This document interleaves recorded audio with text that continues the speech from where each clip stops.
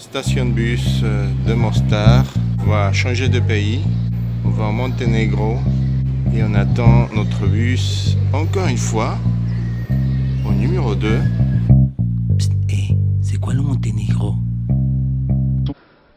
Depuis aujourd'hui, le monde compte un État de plus. Le Monténégro a voté pour son indépendance vis-à-vis de la Serbie. Gros plan sur ce pays qui avait perdu son indépendance après la Première Guerre mondiale. Pendant le trajet, je vais essayer de vous expliquer le Monténégro actuel. Il a été un des derniers pays à se séparer de la Yougoslavie en se proclamant indépendant de la Serbie en juin 2006. Après avoir discuté avec des Monténégrins, ils se définissent comme étant très feignants. Ah, on arrive à la frontière. Voici une image qui peut résumer l'attitude du Monténégro pendant la guerre des années 90. C'était très intéressant. Hein. Nous voici à la recherche d'un supermarché. Alors Thomas, il est très content et il va vous expliquer pourquoi. En fait, j'ai trouvé des céréales que j'aime beaucoup. Ça s'appelle Lino. C'est très mignon. Je préfère mes croquettes. Le lendemain, On a visité le parc national du Diomitor qui compte les plus hautes montagnes du Monténégro. On a marché dans la forêt. On a vu le lac Noir.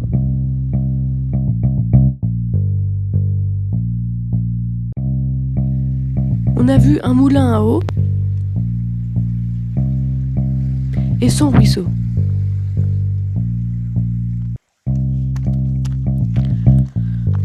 On a marché pendant 2h30.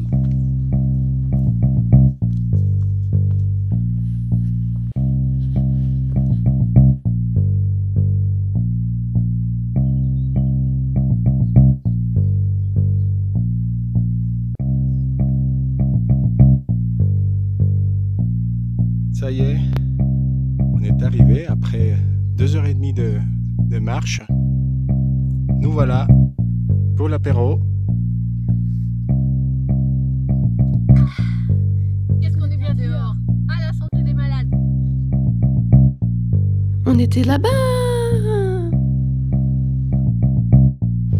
Voici les gorges de la Tara, le plus grand canyon d'Europe et le deuxième plus grand canyon du monde après le Grand Canyon aux États-Unis, qu'on a visité l'an dernier.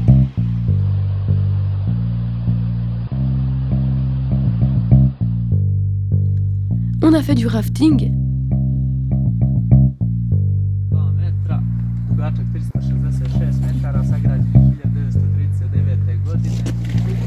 L'eau était claire mais froide.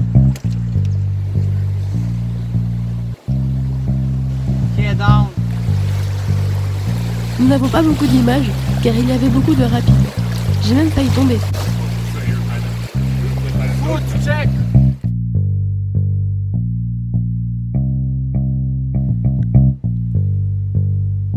On a fait du vélo.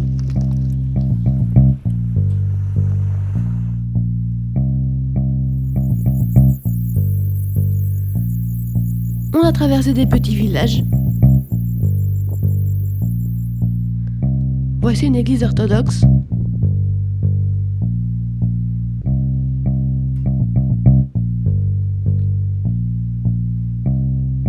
On est arrivé au lac du Diable, qui fait une dizaine de mètres de profondeur. La pluie nous guettait.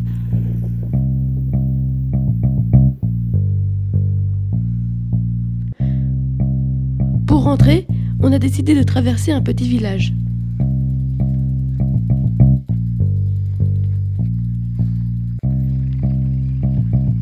Ici, il n'y a pas beaucoup d'agriculture. C'est plus du pâturage pour les bêtes ou pour les bestiaux.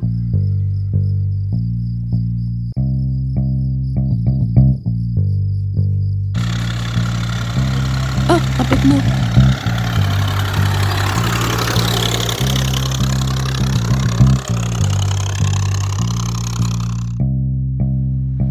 Voici le bus qui doit nous amener jusqu'à Nitschit, où on doit prendre un train pour aller à Podgorica. Il se trouve que le bus, il est parti sans nous.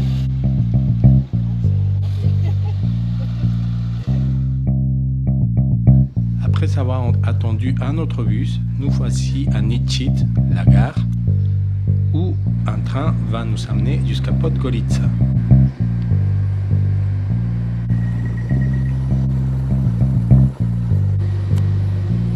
L'intérieur du train, ça nous rappelle beaucoup le train qu'on avait pris en Estonie. Ils sont très spacieux.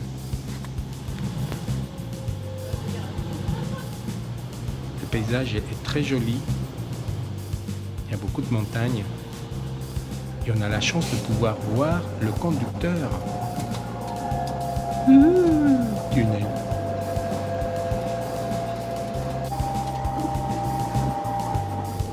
Thomas, il était ravi.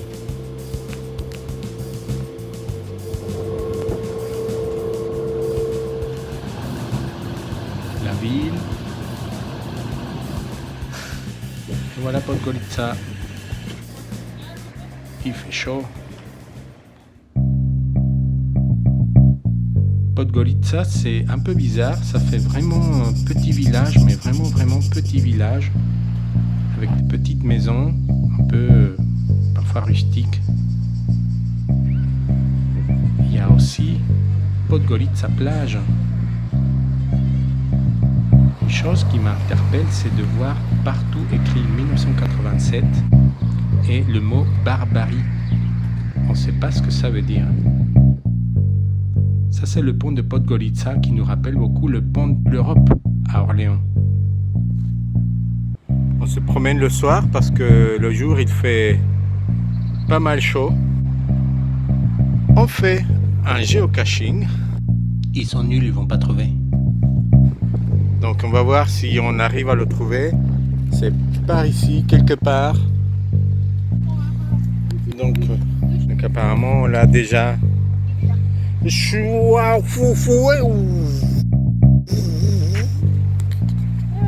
Mince. C'est même écrit en français.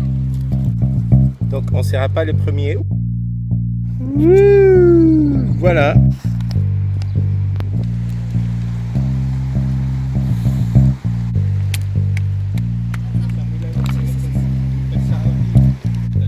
Vas-y. Le jour il fait tellement chaud que le soir tout le monde sort se promener. Nous aussi on se promène. Là on est dans une cité. Et encore une fois le 1987 partout. Une fille de Podgorica qui est graphiste m'a dit de venir voir ce pont, de voir ce qu'il y a sous le pont. Donc il y a des escaliers, on descend, effectivement il y a des trucs bizarres et des trucs très intéressants. Et le plus intéressant c'est qu'il y a un café littéraire sous le pont. J'ai eu la chance de parler à la patronne, on a parlé un peu de littérature, de musique surtout, et j'ai profité pour lui demander sur ce 1987 qui apparaît partout. Et avec un regard un peu grave, elle m'a dit « Moi, je sais beaucoup de choses, mais ça, je ne sais pas. » Donc du coup, je suis plus intrigué et je veux savoir ce que ça veut dire barbarie et 1987.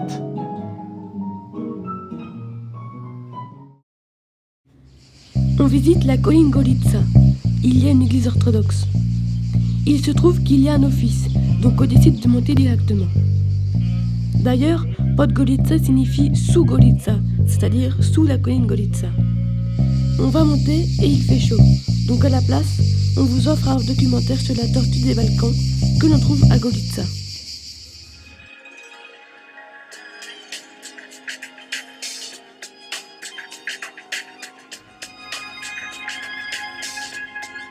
La tortue des Balkans. La tortue des Balkans, Testudo boedgeri, est une cousine de la tortue française, Testudo hermanni. On retrouve la tortue des Balkans en Grèce, dans les pays des Balkans ainsi qu'en Bulgarie. Elle occupe un biotope constitué de garrigues et maquis méditerranéens qui lui permettent de se réfugier contre ses prédateurs. Son alimentation est essentiellement composée de végétaux. 3 heures plus tard,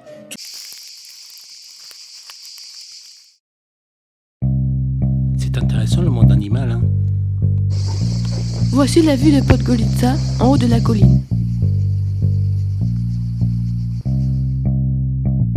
On a visité un quartier très moderne qui nous a fait penser aux États-Unis, mais il faisait tellement chaud qu'on n'a pas tout filmé. Voici la cathédrale orthodoxe de Podgorica.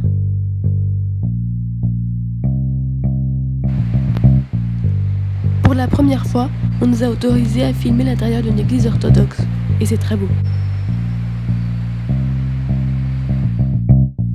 Et encore 1987, et encore le mot Varvarie. Est-ce que ça fait référence à un massacre ou quelque chose comme ça?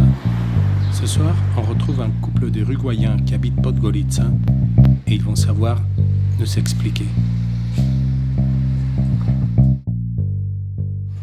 Sabes que desde que llegué a esta ciudad he visto muchas veces escrito 1987 en todas partes. Sí, Sí, ¿qué significa? los hinchas del club de fútbol de Podgorica.